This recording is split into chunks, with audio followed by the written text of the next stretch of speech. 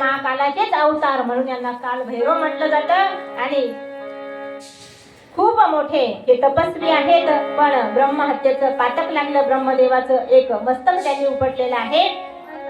ब्रह्महत्येचं पातक लागल्यामुळे आता परत त्यांना भगवंताने सांगितलं की बाबा याचं प्रायश्चित्त तुला घ्यावं लागेल, नाही का। शिक्षा केली तू खरी आहे ब्रह्मदेवाला, मग काय करू देवा?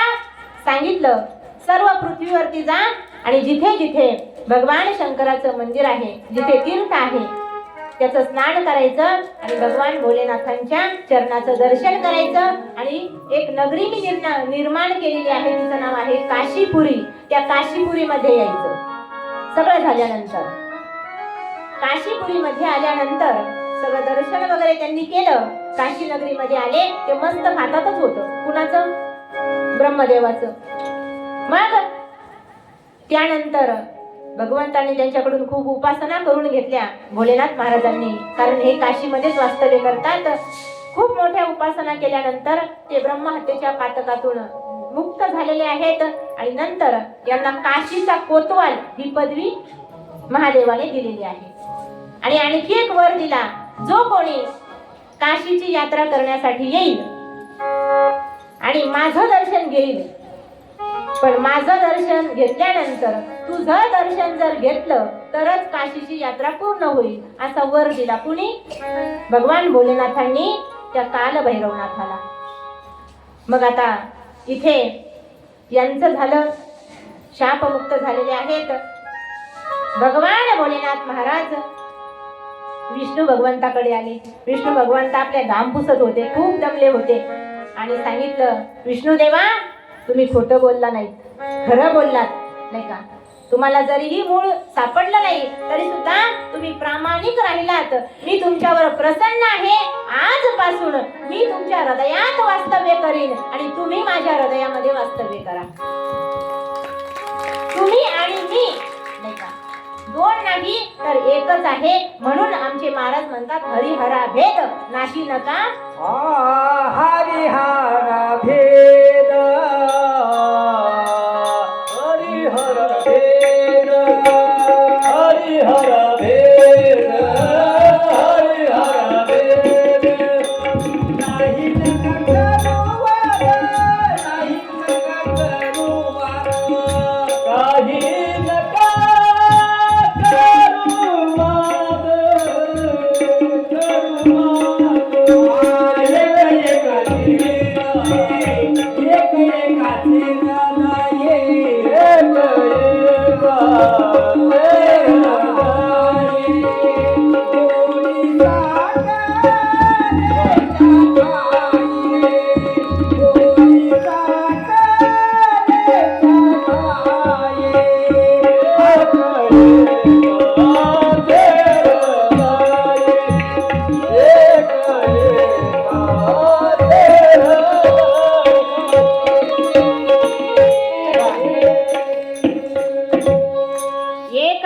हृदयी गोडी साखरेच्या ठाई, तेव्हापासून हरी आणि हर हे दोघं एकच आहेत। त्यांचे रूप जरी वेगवेगळे दिसले तरी सुद्धा स्वरूपाने ते मात्र एकच आहेत।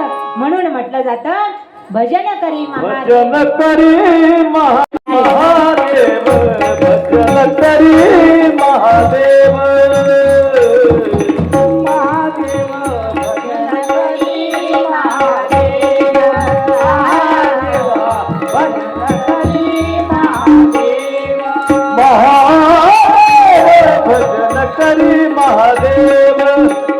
राम पुरी सदा शिव, राम पुरी सदा शिव, सदा शिव भजन करी महादेव, भजन करी महादेव, श्रीराम जय जय राम, राम जय राम जय राम, श्री राम जय राम जय जय राम, श्री राम जय राम जय जय राम, जय जय राम। भजन करी महादेव, भजन करी महादेव।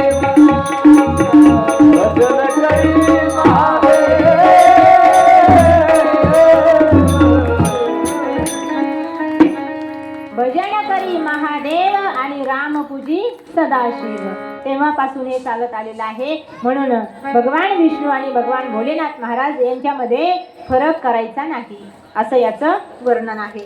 पुढे ब्रह्माच्या भ्रुकुटीतून रुद्राची निर्मिती झाली आणि त्यांची शक्ती परंबा हिनेच 3 अवतार धारण केलेले आहेत. जी ब्रह्मासोबत सरस्वती, विष्णूसोबत लक्ष्मी आणि रुद्रासोबत सती पार्वती म्हणून पुढे त्यांनी कार्य पाहिलेलं आहे. आता लक्ष देऊन ऐका. ज्या दिवशी हा स्तंभ प्रगट झाला, ज्योतिर्मय स्तंभ प्रगट झाला, त्या दिवशीला म्हणतात शिवरात्र. लक्षात घ्या, इथे वर्णन आलेलं आहे शिवरात्रीचं. भगवान ज्योतिर्मय स्वरूपाने जेव्हा प्रगट झाले, भगवान भोले बाबा ज्योतिर्मय रूपामध्ये त्यांची निर्मिती झाली, त्याच दिवसाला शिवरात्र असं म्हटलं जातं. आणि आपल्याकडे 5 पर्वण्या सांगितल्या जातात. कोणत्या कोणत्या? रामनवमी, गोकुळाष्टमी, वराह जयंती, नृसिंह जयंती आणि महाशिवरात्र. या 5ही दिवशी आपण उपवास करतो, पण तो कसा करायचा असतो? एकादशी सारखा करायचा असतो, बरोबर ना? सोडायची असते का? या कोणती त्याच्यातली कोणती जयंती अष्टमी सोडली जात नाही. तर हे शिवरात्रीचं महत्व आहे. 3 जण पालन करू लागले. त्यांना आता पत्नी सुद्धा मिळालेले आहेत. फक्त रुद्र भगवंताला त्यांची पत्नी मिळालेली नव्हती. ब्रह्मासोबत सरस्वती माता राहू लागल्या पत्नी म्हणून, त्याही कार्य बघू लागल्या. भगवान विष्णू सोबत महालक्ष्मी माता राहू लागल्या, त्याही सृष्टीचं पालन करू लागल्या. पुढे बरीच सृष्टी निर्माण झाली. ब्रह्मदेवाच्या हातापायापासून, पाठीपासून, पोटापासून अनेक देवांची निर्मिती झाली. असे अनेक ऋषीमुनींची निर्मिती झाली. आणि भोयांच्या मधून आपण पाहिलं भ्रुकुटीतून रुद्र भगवंताची निर्मिती झालेली आहे. आणि हे रुद्र भगवान जे आहेत काशीमध्ये विहार करत आहेत. कुठे? काशीत. आता जेव्हा हे शिव होते त्यांच्यासोबत काली होती, नाही का? आता हे रुद्र भगवान झालेले आहेत, हे वेगळे, ही अगोदरची कथा.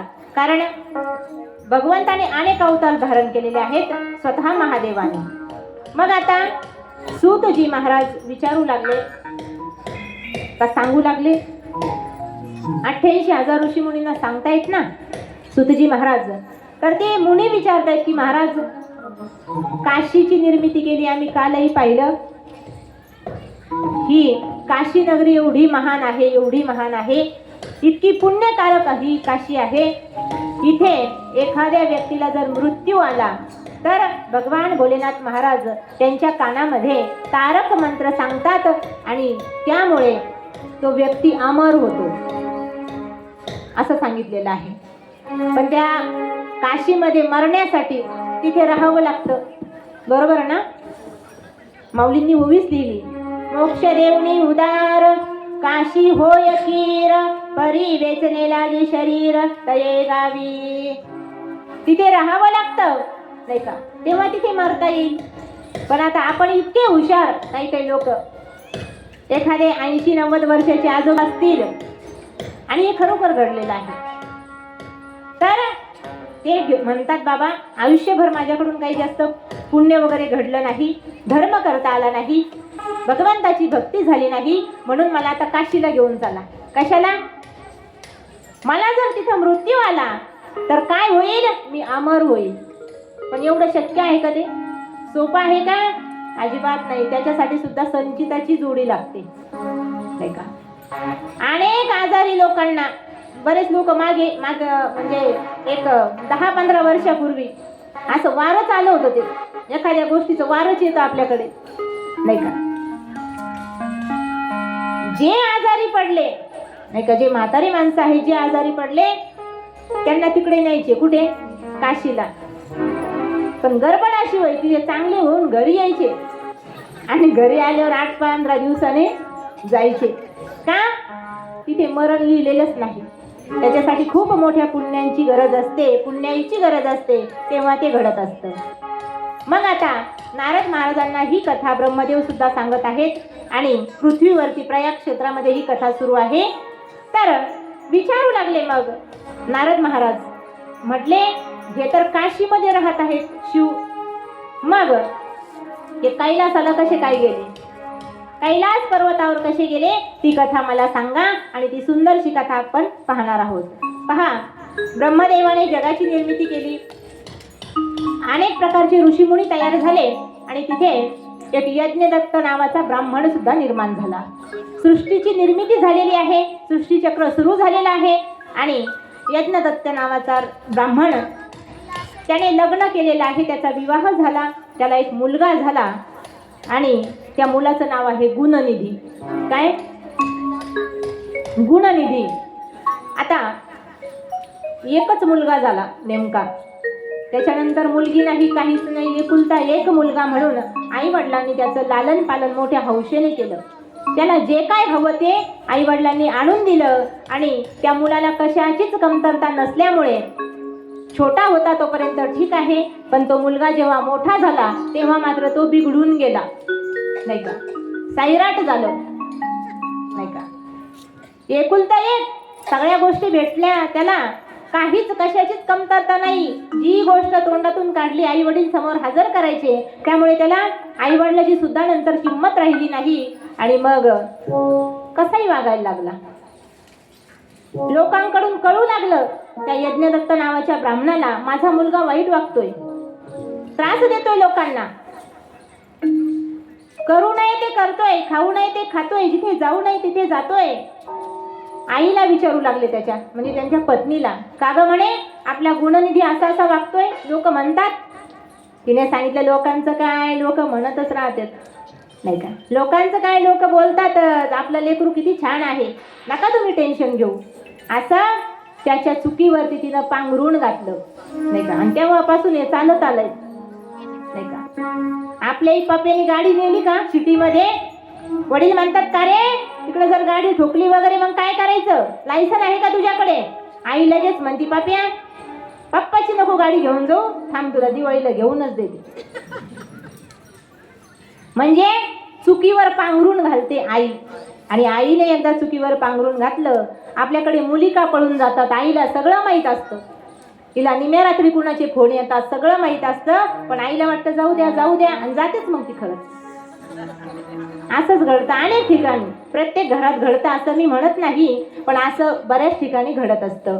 पण आईला सगळं काही माहीत होतं तरी सुद्धा त्याच्या चुकीवर पांघरून घातलेलं आहे. म्हणून तुम्हाला सुद्धा एकच विनंती, जे कोणी हे ऐकत असतील त्यांना एकच विनंती करते, मुलांना सगळं द्या, 1 असो 2 असो, नाही का. आता पहिले 5-50 असायचं, जरा 5-50 नाही म्हणत.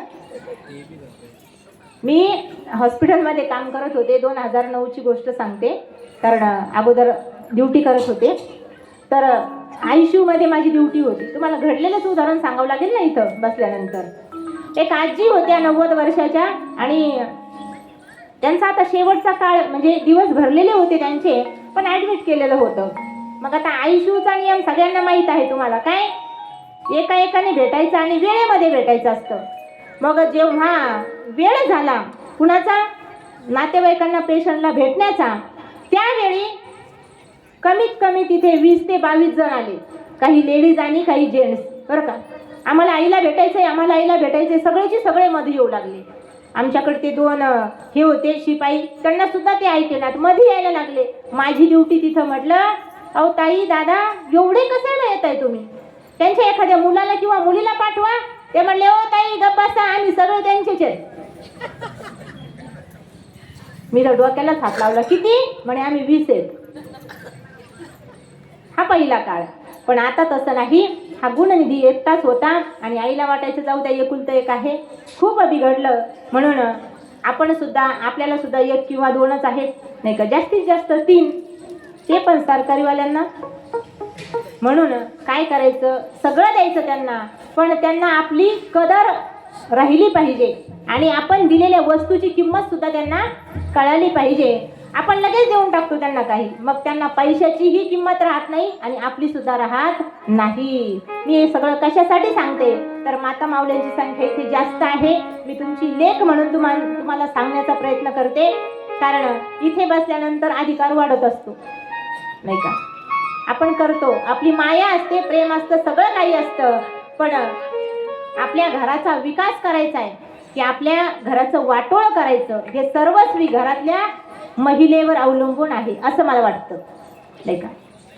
घरातला पुरुष काय करता, तो रात्रंदिवस बिचारा आपलं काम करत असतो, पण आपलं सगळीकडे लक्ष असायला पाहिजे. म्हणून हे मी आपल्याला सांगते आहे. पहा, आपण चांगला निर्णय घ्या, नाही का. चांगला निर्णय घेतला तर घराचा विकास होतो, कारण आपण सुद्धा एक शक्ती आहात. मातृस्वरूप कोण आहे, तर ही शक्ती आहे, जगदंबा भवानी जी आहे तीच आपल्यामध्ये विराजमान झालेली आहे. पहा, आपल्या पतीला जेव्हा काही कष्ट होतात, आपल्या घरातल्या व्यक्तीला जर त्रास होत असेल तर आपण अगोदर पुढे होतो, नाही का. मुलाला काही त्रास झाला तर आपण अगोदर पुढे होतो का, त्यांचं बरं व्हावं, त्यांचं हित व्हावं हीच आपल्याला अपेक्षा असते. आणि म्हणून आपण सतत प्रयत्नरत असतो. पण आपल्या थोड्याशा कशाने, थोड्याशा प्रेमापोटी आपली लेकरं बिघडतात. म्हणून एकच विनंती आहे, पहा, आपण सगळ्या ठिकाणी पुढे असतो, पण काही ठिकाणी मात्र मागे आहोत. चांगले निर्णय घेण्यासाठी आपण लवकर पुढे येत नाही. म्हणून मी एकच सांगेल, जिच्या हाती पाळण्याची दोरी ती जगाचा सगळं काही आपल्या हातात आहे. म्हणून पहा, एक सुंदर वाक्य सांगते जाता जाता, हजारों बातें लगती है एक दिया जलाने के लिए, हजारों बूंदे लगती है एक समंदर बनाने के लिए, लेकिन एक नारी काफी होती है घर को स्वर्ग बनाने के लिए, घर को स्वर्ग बनाने के लिए. तुम्ही चांगला निर्णय घ्या. आताची जनरेशन सांगत नाही मी, तर का आताचं काय, आताचा निर्णयच खूप अवघड आहे. एका मुलीने काल परवाच लग्न केलं, आईकडे गेली आणि म्हणे, आई आपल्यासारखं घर त्याच्या घरी नाही, म्हणून उद्या जाणारच नाही आता. असा निर्णय, काय फायदा. खूप अवघड आहे आताच्या जनरेशनचं. म्हणून संस्कार केले तर मुलं चांगली घडतील. फक्त तुम्ही चांगला निर्णय घ्या. आपलं व्हॉट्सअप, फेसबुक, घरातलं काम याच्यातून थोडासा वेळ काढायचा. आपली मुलगी काय करते आहे, मुलगा काय करतो आहे याच्याकडे थोडंसं लक्ष दिलं पाहिजे. पहा, एक सुंदर उदाहरण सांगते तुम्हाला. आपल्या भारताच्या ज्या पहिल्या महिला होत्या, त्यांनी किती सुंदर निर्णय घेतलेले आहेत आणि त्यांचं नाव आजही अजरामर झालं की नाही. भारताच्या एका महिलेने निर्णय घेतला, माझ्या भारतातला आजार नाहीसा करीन. त्या भारताच्या पहिल्या डॉक्टर झाल्या. काय नाव त्यांचं, पहिल्या डॉक्टर आनंदीबाई जोशी.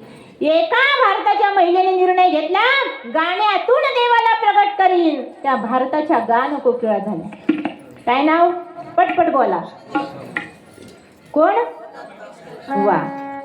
एका भारताच्या महिलेने निर्णय घेतला, अनाथ लेकरांना सनात करील. त्या अनाथांची माय झाल्या. वा.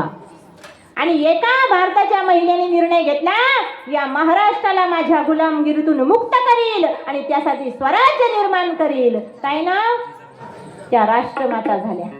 आता जिजामाता फक्त नाव नाही, हे एक ब्रँड आहे सध्याच्या काळामध्ये. कुणाला म्हणतात जिजाऊ, अरे वाघाचं काळीज तिचं वाघ तिच्या पोटी, वाघाचं काळीज तिचं वाघ तिच्या पोटी, स्वराज्याचा ध्यास म्हणी जगदंब जगदंब तिच्या ओठी, जगदंब जगदंब तिच्या ओठी. त्यांना म्हणतात जिजाऊ मासाहेब, नाही का. 16व्या वर्षी राजांच्या हातात तलवार दिली होती. काय संस्कार केले असतील जरा विचार करा, नाही का. कशाला, लोकांची बांध कोरायला, कशासाठी, स्वराज्य निर्मिती करण्यासाठी. स्वराज्य निर्मिती करण्यासाठी महाराजांनी कधी विचार केला नाही जाती आणि पातीचा. म्हणून मावळे लढताना विचार करत नव्हते दिवस आणि रात्रीचा, कारण स्वाभिमान होता मावळ्यांना या महाराष्ट्राच्या मातीचा. हे सगळं कुणामुळे सांगते मी, एका महिलेने हे सगळं कर्तृत्व घडवून आणलेलं आहे. म्हणून या महाराष्ट्रावरती खरे उपकार छत्रपती शिवाजी महाराजांचे आहेत असं मी म्हणणार नाही. खरे उपकार आहेत मासाहेब जिजाऊंचे, नाही का. म्हणून आपण सुद्धा, पोरं इतके हुशार आजकालचे पाहते मी, ते तुम्ही जर एखादी गोष्ट सांगितली तर ते 2-3 गोष्टी करून घरी येतात, एवढे हुशार. मागच्या महिन्यात एका ठिकाणी मी रामकथा केली आणि एक पहिलीचं पोरगं माझ्याकडे आलं. म्हटलं, ताई तुम्ही आता रामकथा सांगितली, याच्यात रावण सांगितला पहा, नाही का. म्हटलं हो. म्हणे 10 तोंडाचा रावण सांगितला. म्हटलं हो. म्हणे रावणाला मग 10 तोंड होती का? म्हटलं हो. माझा प्रश्न असा आहे, मग तो एका अंगावर कसा झोपत असेल सांगा. म्हटलं बाबा मला काही माहित नाही, कारण याच्यात काही आलं. एवढे मुलं हुशार नाही का. एका शाळेमध्ये गुरुजी आपल्या मुलांना विचारत होते, मुलांना सांगा एका वर्षामध्ये किती रात्री असतात. काय प्रश्न होता? एका वर्षामध्ये किती रात्री असतात. एक मुलगा उठला, तो म्हटला सर मी सांगतो.